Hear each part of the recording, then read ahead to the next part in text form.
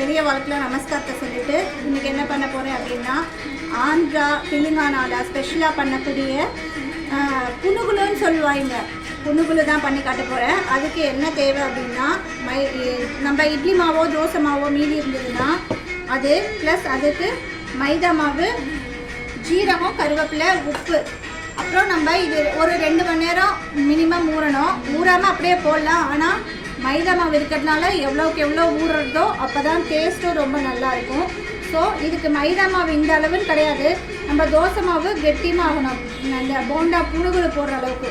புனுகுலுன்னா நம்ம ஊரில் புனுக்குன்னு சொல்லுவோம்ல, இந்த ஊரில் இப்படி பண்ணுவோம், புனுகுலுன்னு சொல்லுவோம் பேர்.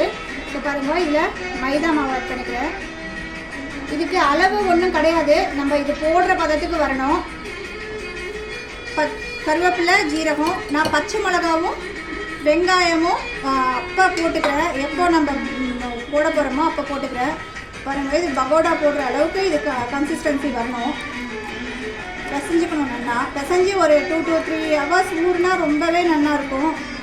ரொம்ப தண்ணியாக இருந்தால் எண்ணெய் ரொம்ப குடிக்கும். அதனால் ரொம்ப தண்ணியாக வேண்டாம், கொஞ்சம் கெட்டியமாகவே பிசைஞ்சிக்கலாம். இப்போ எனக்கு இது போடலை, கொஞ்சம் நான் இதை நான் ஆட் பண்ணிக்கிறேன். 1 கப்பு போடலை. என்கிட்ட மாவு இதால் 2 கப் இருந்தது. அதுக்கு 1 கப் மைதா போடலை. நான் இன்னும் கொஞ்சம் ஆட் பண்ணிக்கிறேன்.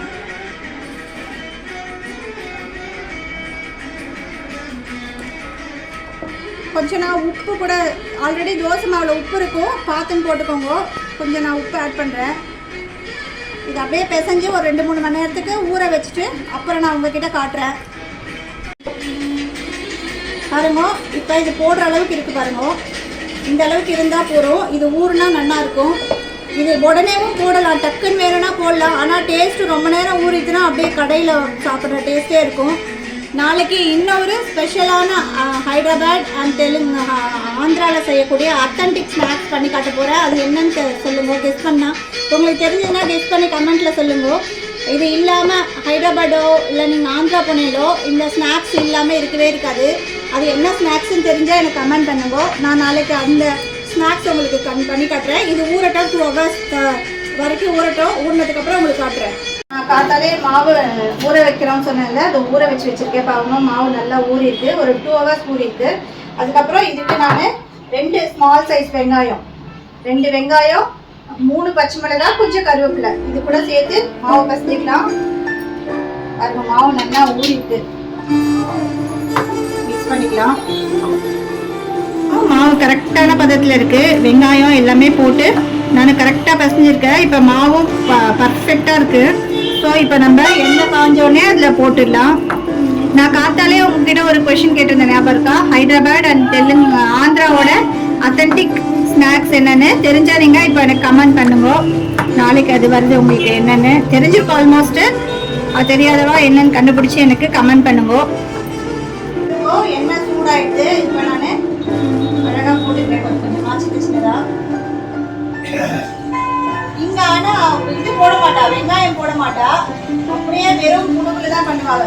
தோசை மாவோ இட்லி மாவோ மீந்துட்டுனா அதில் மைதா மாவு மிக்ஸ் பண்ணி ஊற வச்சுட்டு அப்படியே போடுவாங்க. ஈவினிங் ஸ்நாக்ஸ் இதுதான். ஈவினிங் போனாலே எல்லா கடையிலையும் புனுகுலு தான் ரொம்ப ஃபேமஸ். புனுகுலு அதுக்கு ஒரு சட்னி பண்ணுவாங்க, மீட்டில் போட்ட ஒரு சட்னி சூப்பராக இருக்கும். ஒரு பிளேட் 30 rupees 35 rupees போனால் சுட சுட சாப்பிட்டு வரலாம். ரொம்ப நல்லா இருக்கும் டேஸ்ட்டு. நான் இன்னும் கொஞ்சம் என்ஹான்ஸ் பண்ணுவதுனால ஆனியன் போட்டுருக்கேன்.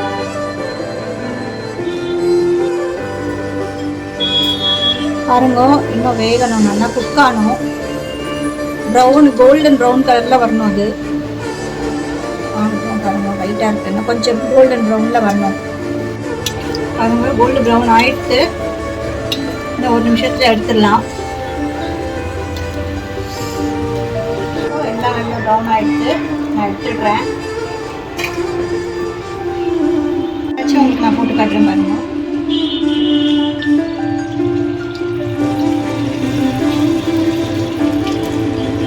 உங்களுக்கு இட்லி மாவோ தோசை மாவோ மீந்திருந்ததுன்னா நீங்கள் ஈவினிங் சாப்பிடணும்னா மத்தியானம் நீங்கள் சாதம் சாப்பிட்டதுக்கப்புறம் இதை மிக்ஸ் பண்ணி வச்சுட்டீங்கன்னா ஈவினிங் ஸ்நாக்ஸ் சூப்பராக ரெடி ஆகிடும்.